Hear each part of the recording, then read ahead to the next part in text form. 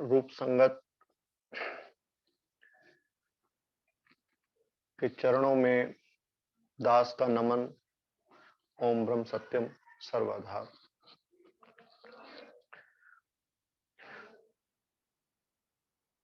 जीवन में सत्पुरुष का महत्व,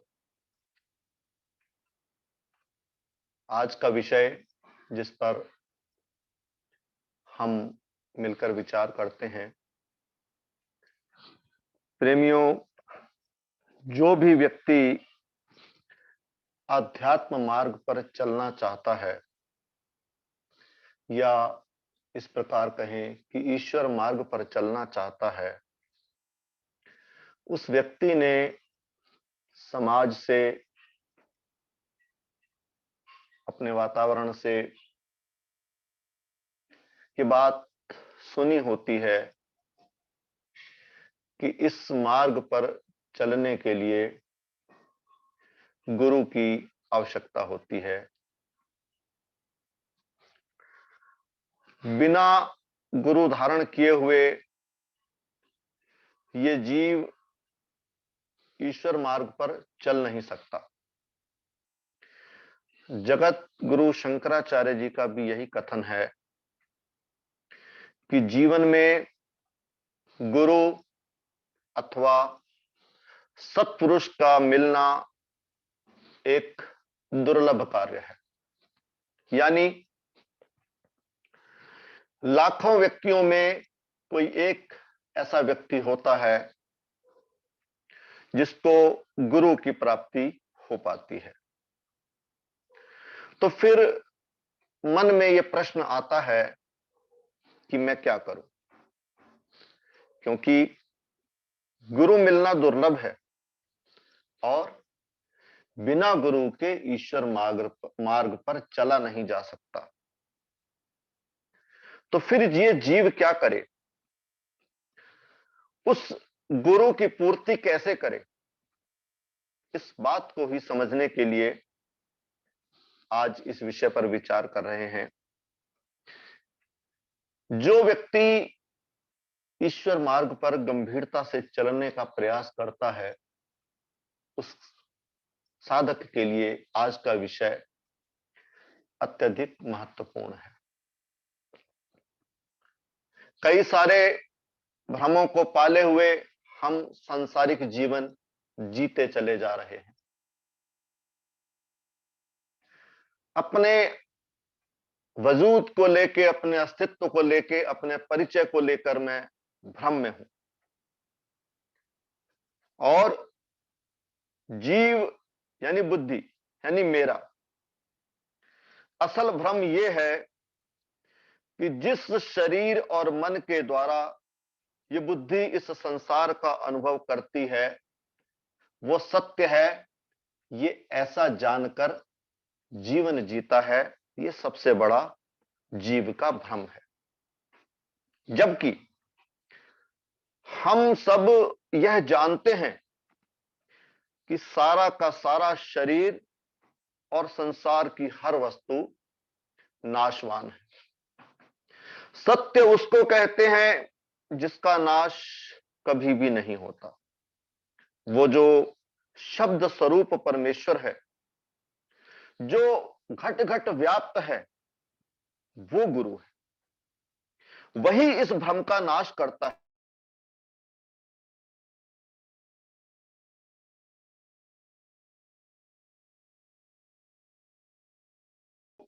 मंगलाचरण में भी उच्चारण करते हैं कि बार बार करूं वंदना, सतगुरु चरनी माही, मंगत सतगुरु भेंट से फेर गर्भ नहीं आई। जो सतगुरु बाहर शरीर रूप में उपस्थित है, उससे तो बहुत लोग भेंट कर लेते हैं, परंतु यहां तो वाणी कह रही है कि मंगत सतगुरु भेंट से फेर गर्भ नहीं आई। फेर गर्भ का मतलब मनुष्य मुक्त हो जाता है। इस चोले की उसको आवश्यकता नहीं पड़ती, जन्म मरण से वो मुक्त हो जाता है। तो वो कौन सा गुरु है? वही शब्द स्वरूप परमेश्वर है जो घट घट व्यापक है। उस गुरु से जब भेंट होती है तब जीव का संसार में आना बंद होता है। उसी शब्द स्वरूप परमेश्वर को कई नामों से पुकारा जाता है। महर्षि रमन उसे कुंडलनी करके कहते थे, आत्मा करके कहते थे। रामकृष्ण परमहंस उसे काली करके कहते थे। वाणी में उसे निरत करके भी कहा गया है। ये सारे नाम उस शब्द स्वरूप परमेश्वर के हैं। लेकिन बात दूसरी है, जो शब्द स्वरूप परमेश्वर अंदर है वो तो सबको प्राप्त है, लेकिन उससे हमारा काम तो नहीं चलता। वो गुरु तो सबको मिला हुआ है, फिर भी हमारा काम नहीं चलता। इसलिए गुरुदेव कह रहे हैं कि संसार की विचलित हालत में संसारी नीति का ज्ञान भी जिससे प्राप्त होवे वो संसारी गुरु माना जाता है। यानी इस जीव को हर वक्त शिक्षा की जरूरत है। बगैर शिक्षा के सांसारिक तथा परमार्थिक बोध नहीं हासिल कर सकता है। तो ये गुरु कौन है? ये सत्पुरुष कौन है जो संसार की विचलित हालत में हमको शरीर रूप में मिलता है? इसी के लिए श्री कृष्ण गीता में कहते हैं कि अजन्मा और अविनाशी होने पर भी, सारे भूत प्राणियों का ईश्वर होने के बावजूद भी, अर्थात मालिक होने पर भी, मैं अपनी प्रकृति को अधीन करके अपनी योग माया से प्रकट होता हूं। ये स्पष्ट निर्णय है। इसे फिर दोहराता हूं। क्या कहते हैं कृष्ण? अजन्मा और अविनाशी होने पर भी, सारे भूत प्राणियों का ईश्वर होने के बावजूद भी, अर्थात मालिक होने पर भी, मैं अपनी प्रकृति को अधीन करके अपनी योग माया से प्रकट होता हूं। कितना स्पष्ट निर्णय भगवान कृष्ण दे रहे। जब जब धर्म की हानि होती है तथा अधर्म की वृद्धि होती है, तब तब मैं अपने रूप को रचता हूं।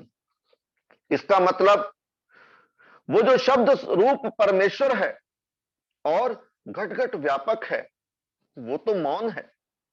संसार में मुझे कैसे चलना है वो कौन बताएगा? इसीलिए वो अवतार लेकर संसार में प्रकट होता है। उसी को हम सत्पुरुष कहते हैं, गुरु कहते हैं।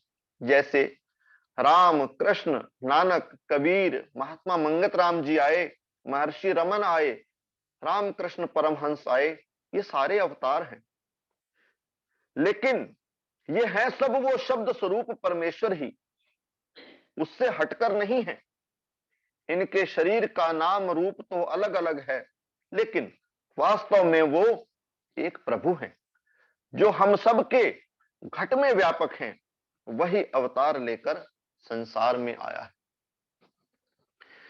ऐसा गुरु जब संसार में आता है तो ऐसे गुरु के लिए वाणी क्या कहती है कि दुखी जीव की सुन पुकार, सतगुरु आए जगत उद्धार।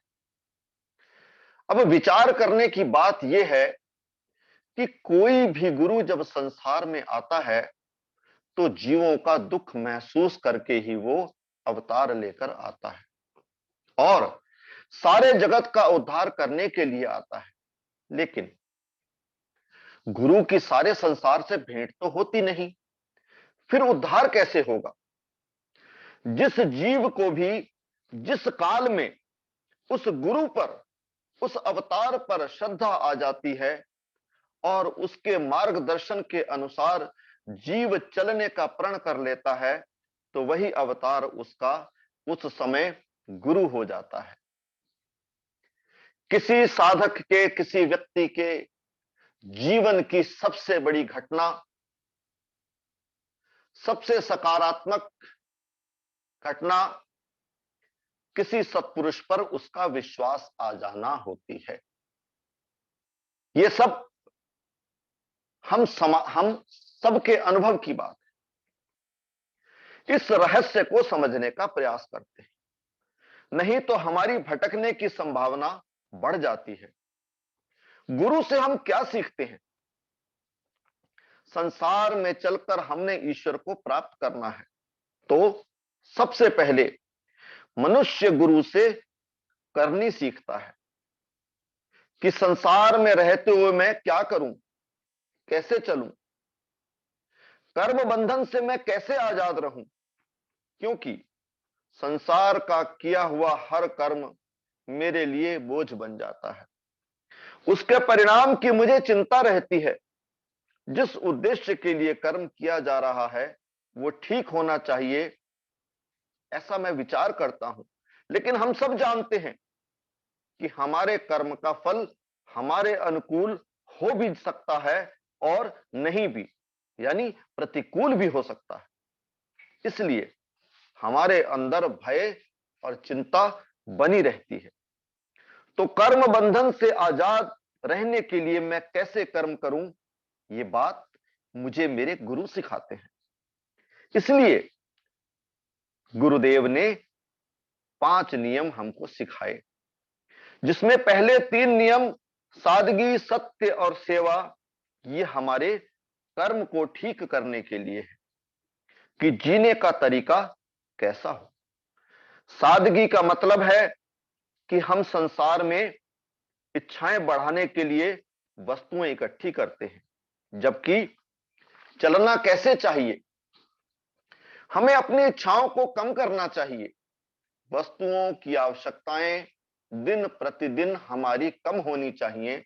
जीने का सही तरीका यह है। परंतु हम अपनी आयु के अनुसार अपनी जरूरतें बढ़ाते चले जाते हैं। इसलिए गुरुदेव ने सूत्र दिया कि संसार में सादगी से जीना है। वो आगे कहते हैं कि सत्य का पालन करना है तुम्हें, एक ईश्वर पर भरोसा रखकर, एक ईश्वर का विश्वास रखकर तूने लोगों के साथ ईमानदारी से व्यवहार करना है, फिर उसके साथ सेवा भी करनी।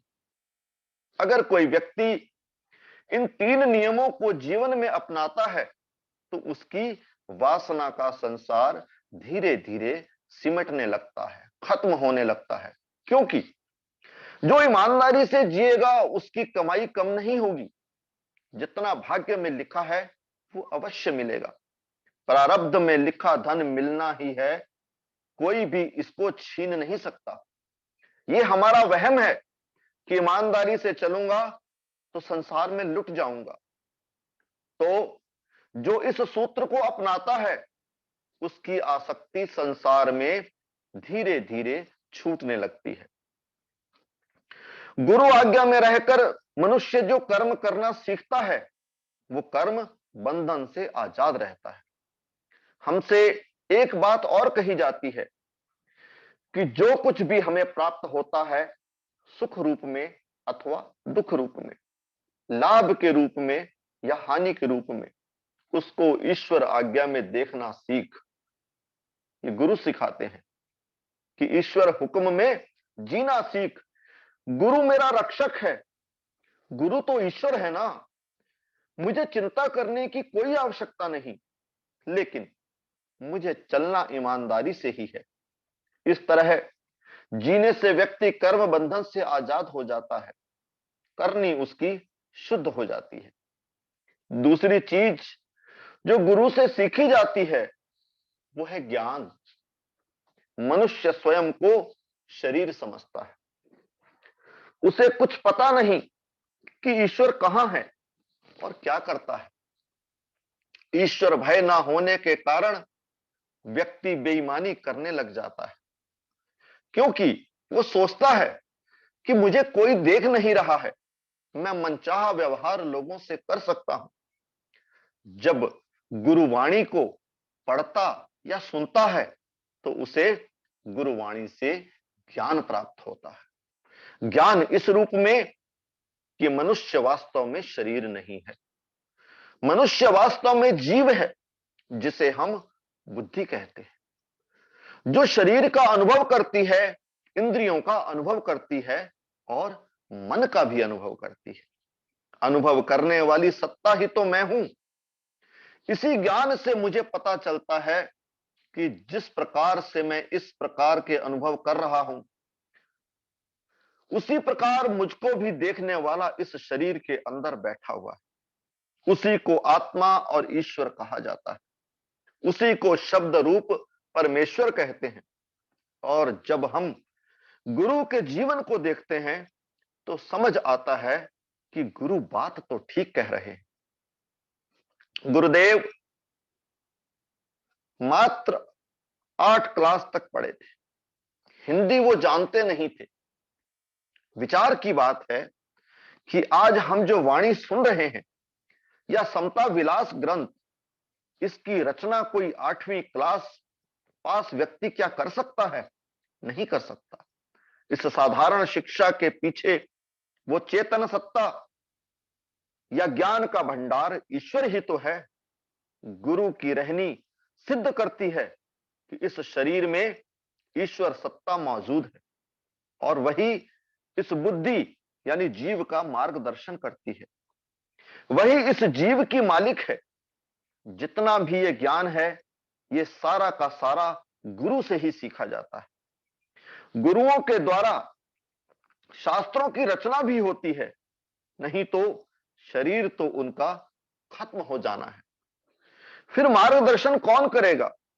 इसलिए वाणी को भी गुरु कहा जाता है, क्योंकि वो मार्गदर्शन करती है। इसलिए वेद को भी गुरु कहा जाता है। वेद पुस्तक नहीं, जो उसमें लिखी वाणी है वो गुरु है, वो मार्गदर्शन करती है। ज्ञान हेतु इस मनुष्य को गुरु की आवश्यकता होती है। तीसरी चीज क्या होती है? मनुष्य ईश्वर का दर्शन करना चाहता है, उसके लिए कहा जाता है कि हमें उपासना करनी पड़ेगी, मंत्र का जाप करना पड़ेगा। तो गुरु से जो तीसरी चीज प्राप्त होती है वो उपासना है। उपासना के लिए मंत्र है जो गुरु से प्राप्त होता है।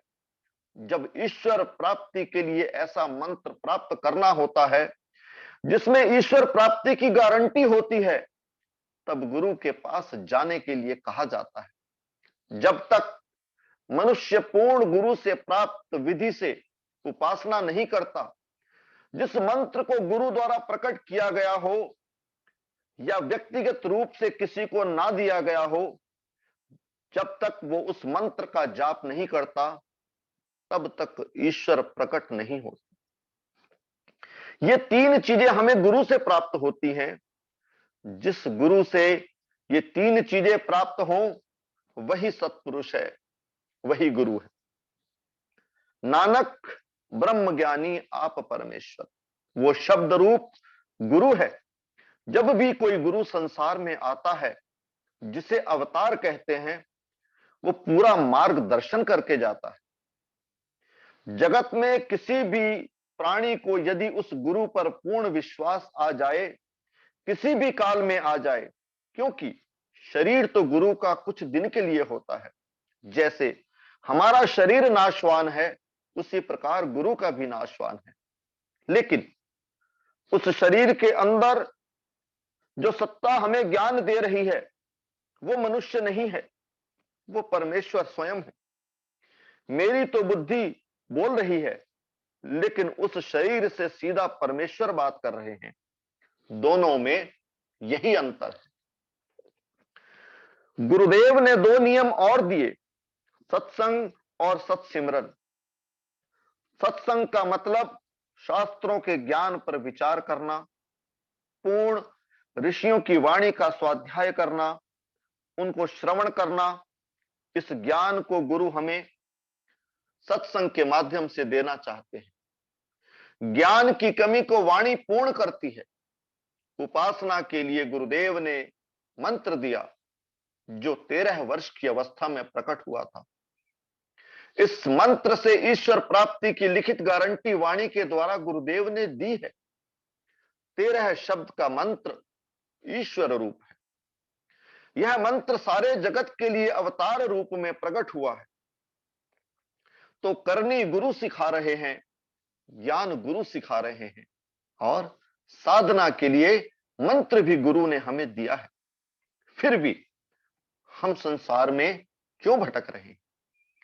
जिस जीव का भाग्य प्रबल होता है, विश्वास उसी को आता है। जिस जीव का भाग्य प्रबल होता है, विश्वास उसी को आता है। जीवन में धारण वही कर सकता है। गुरु की कृपा इतनी ही है कि उसने हमें करनी सिखा दी, ज्ञान सिखा दिया और उपासना सिखा दी। इस पर चलना तो हमें ही होगा। ईश्वर कृपा भी मिली। जिस प्रकार ईश्वर कृपा की आवश्यकता होती है, जिस प्रकार गुरु कृपा की आवश्यकता होती है, जिस प्रकार समाज की कृपा की आवश्यकता होती है, परिवार के सहयोग की आवश्यकता होती है, उसी प्रकार एक कृपा और कही जाती है जिसे निज कृपा कहा जाता है। वो मेरे प्रयास, मेरे चलने की गंभीरता, गुरु ज्ञान को आत्मसात करके उसके अनुसार जीवन जीने की आत्मिक शक्ति, उसी को निज कृपा कहा जाता है। और उस निज कृपा के बिना मंजिल तक पहुंचना असंभव है।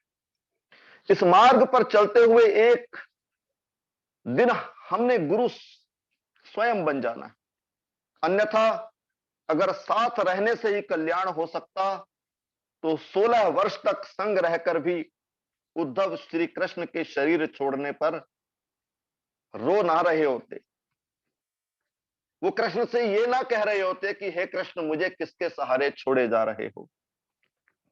कल्याण तो गुरु आज्ञा से जीवन जीने पर ही होता है। दर्शन और भेंट से कल्याण नहीं होता। ईश्वर मार्ग पर चलने के लिए मेहनत करनी पड़ेगी। गुरुदेव के ग्रंथ हर बात को खोल कर कह रहे हैं। गुरु ने तो अपना काम किया कि मैं तेरे अंदर बैठा हूं, यह भी बता दिया। अब उस ज्ञान को अपनाकर ही मेरा जीवन सफल होगा। वास्तव में गुरु और ईश्वर में भेद नहीं। गुरुवाणी भी कहती है, जिन गुरु सेव्या तिस भव ना व्यापे। जिन गुरु सेव्या तिस भव ना व्यापे। जिन गुरु सेव्या तिस दुख ना संतापे। नानक सोधे सिमरत वेद। पार ब्रह्म गुर नाही भेद। हर सत्पुरुष ने अपने ज्ञान में इस बात को प्रकट किया कि गुरु, ईश्वर, सत्पुरुष एक ही बात है। एक बार महर्षि रमन से उनके शिष्य ने पूछा कि आत्म ज्ञान हेतु गुरु की आवश्यकता कब तक रहती है? तो महर्षि रमन क्या कहते हैं? जब तक लघु है तब तक गुरु की आवश्यकता रहती है। लघु कहते हैं हल्के को और गुरु कहते हैं भारी को। शाब्दिक अर्थ गुरु का भारी से होता है। यानी जब तक लघु है तब तक गुरु की आवश्यकता रहती है। बड़ी गंभीर बात है, समझने की बात है कि जब तक आप लघु हैं यानी कि हल्के हैं, तब तक आपको गुरु की यानी कि भारी की आवश्यकता है। लघु का कारण है स्वयं आरोपित किंतु भ्रम से अपने आप को सीमित करना।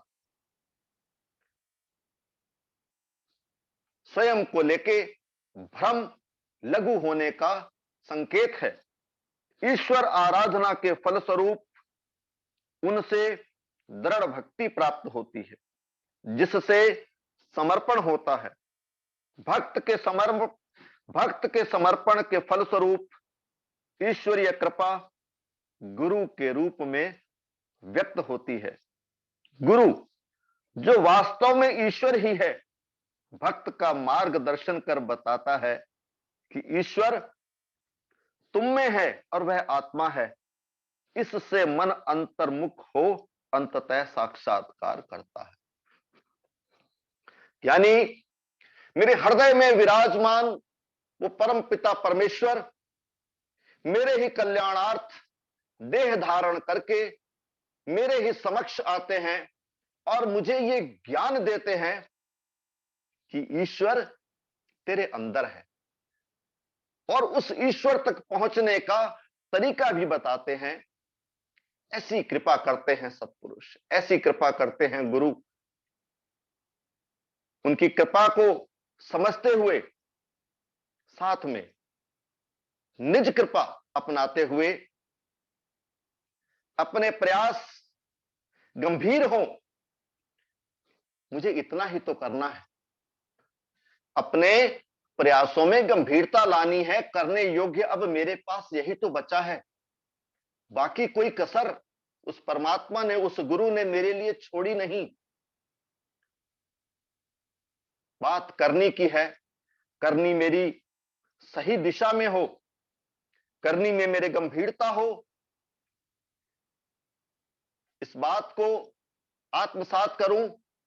आज के सत्संग से मैं सीखूं कि जो इतने समय से सुना समझा, उस पर आगे बढ़ने से ही मेरा कल्याण होगा। ऐसा निश्चय लेकर जब मैं जीवन जीऊंगा तो निश्चित रूप से मेरा कल्याण होगा। ओम ब्रह्म सत्यम सर्वदा।